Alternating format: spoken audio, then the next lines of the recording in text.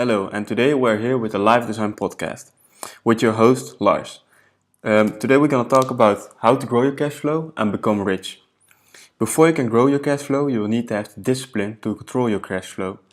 Without you controlling your cash flow, you have a hard time growing your cash flow. In this day and age, it becomes harder and harder to control your own cash flow.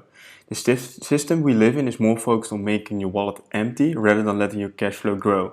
So, for example, you get a lot of advertisements on TV who are trying to sell you something. That is going to take money out of your pocket instead of putting money into your pocket. Now, there are three main components of cash flow. You got cash, you got plastic, and you got credit. Plastic is maybe a strange word for you, but we'll explain later on.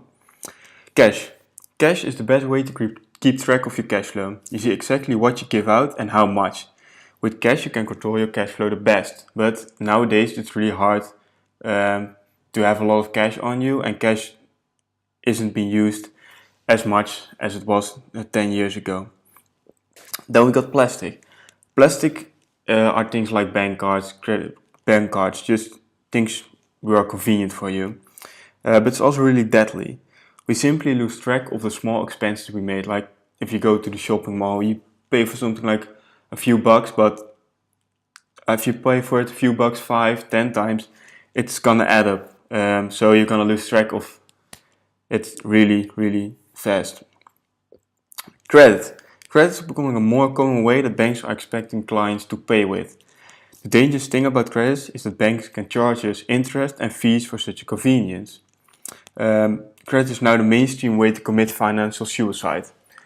So does credit allow us to buy things we don't really need and to buy things we can't afford? You can buy things on credit, if they say,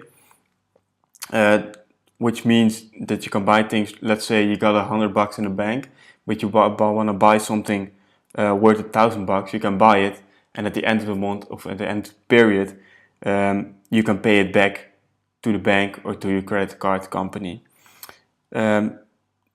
That's why using credit is more about getting what you want rather than what you need. So when we think of a future and how we can walk away from being broke, remaining broke, we must be able to live for our greater goals. So don't spend the money that you don't have, save it and invest it smartly so you can buy it in the future.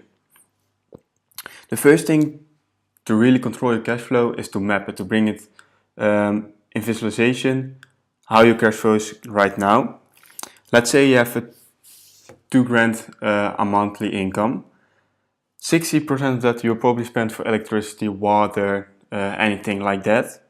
10% is groceries, etc. And that leaves you with 30% 30% of things you can do for fun. If you think about the 30%, are you spending it all on stuff you actually need or stuff you want? Like new shoes. Do you need new shoes or do you want new shoes? This is where your increasing your cash flow comes in play. When you spend all your money on other things and investing in your cash flow, it will never grow. That's why a lot of people will have the same income over and over, years to come. If you got a stable job and you spend all of your cash flow every month, your cash flow won't grow. Right now, when you think of your cash flow, has it increased without you spending more hours working? If the answer is no, you are doing something wrong. To grow your cash flow, you want to invest in assets which generate you income.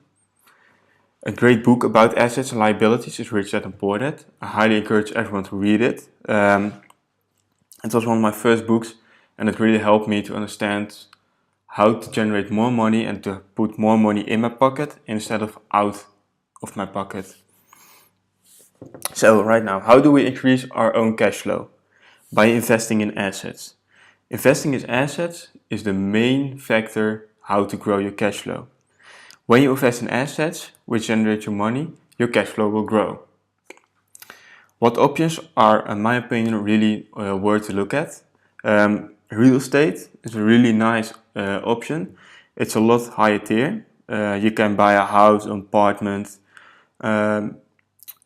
things like that. It will generate you a monthly income. if we rent it out to other people. So let's say you buy a house for 200k, which generates you then 1k a month from rent from other people. Most people don't have 200k in the bank, so that's a lot higher tier asset. One which you can actually immediately start with are dividend shares. Dividend shares are a great option to start off with because you buy shares, otherwise known as stocks, from companies you believe in, which turn out dividends.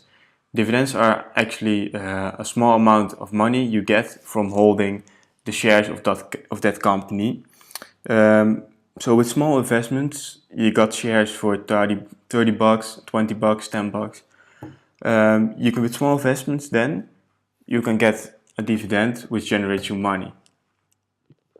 So if you make a smart decision to buy, let's say 100 stocks of a company which generates you $2 per stock, it generates you $200 on a yearly basis. So instead of investing your money in things you don't really need, invest in assets so you can improve your cash flow and become more independent. So if you have any questions about growing your cash flow, anything else you want to ask me or Tom about to become more financially free, feel free to shoot us an DM. And I will hope I see you soon in the next podcast.